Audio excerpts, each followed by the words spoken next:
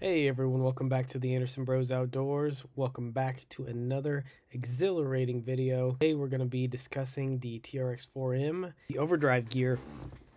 So, as you can see in one of my earlier videos, I did install an SCX24 transmission with an Overdrive gear set in it. Links in the description below. And Fury Tech motor and ESC. So, I had some issues with the Fury Tech motor. Realistically, the issue that I had was it was a micro Komodo, and I really needed a regular Komodo because the micro Komodo was too small. My truck is very heavy. I was doing some testing on some wheel inserts in a video that's coming out shortly. Stay tuned for that. To shoot, the pinion gear on the motor started to slip on the Micro Komodo. So I ended up removing the Micro Komodo and the STX24 transmission and putting in a Fury Tech TRX4M Micro Komodo with the crawler gears and the TRX4M transmission.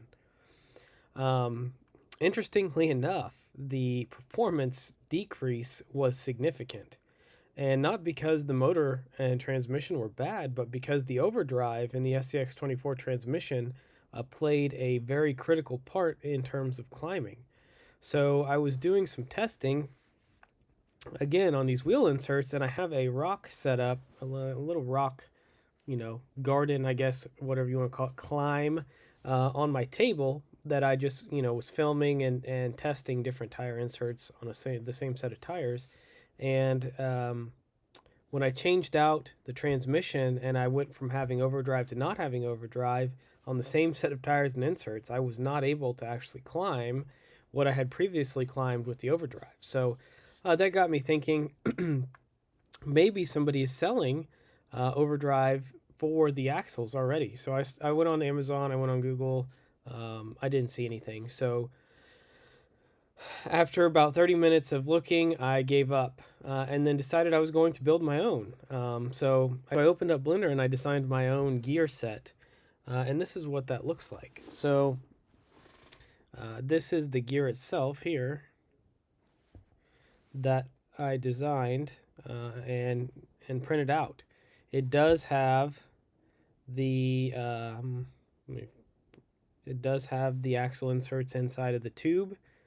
And then also the correct angle and such for the gear to go onto the pinion gear, the spool gear to go onto the pinion gear.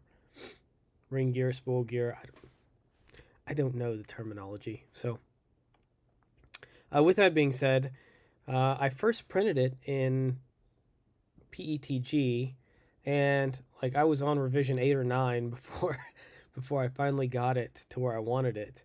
But the issue was the PRTG kept breaking the teeth off the gear. And then it would also split the tubing here where the bearing sat. So by the 9th revision, I was very happy with how it came out. My recommended specs for printing this are you want it PLA minimum and you want a 0.2 millimeter nozzle. It takes about 30 minutes to an hour, depending on what your speed settings are on your printer to print this out. It does work.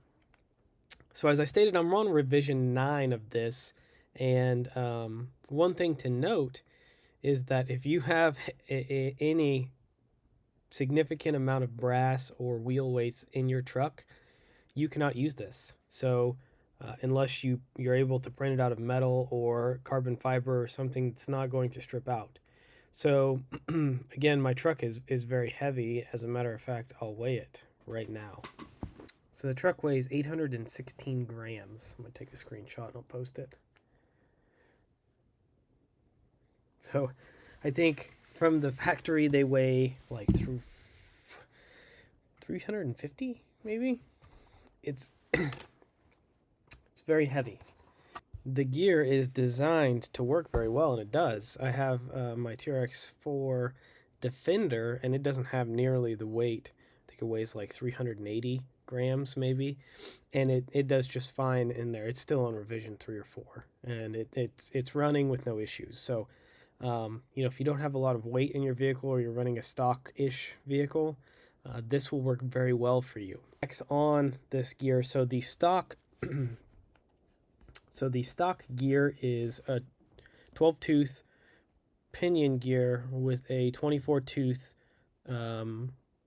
spool gear or ring gear, right? So this is actually a 20-tooth ring gear with a 12-tooth pinion gear. Yeah, I think that's right. So what that looks like, so if we go to a gear calculator website, and input gear is going to be 12-tooth and then the output gear is going to be 24 teeth. So the stock gear ratio is right around 0.5 to 1. So when the input speed is 100 RPM, the actual output speed is going to be 50 RPM. So if we change this from 24 teeth to 20 teeth, it's actually going to give us a ratio of 0.6 to 1. So if the input speed is 100 RPM, we're actually going to get 60 RPM. So there is a, I believe, right around like 17% increase. Don't quote me on that. Not great at math.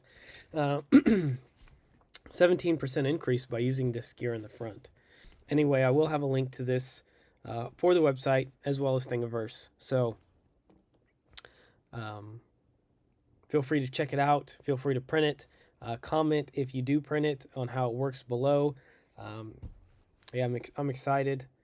Again, if your truck is heavy, don't try this because you'll just get upset that it's stripped out because it is just a small piece of plastic. So thanks for watching.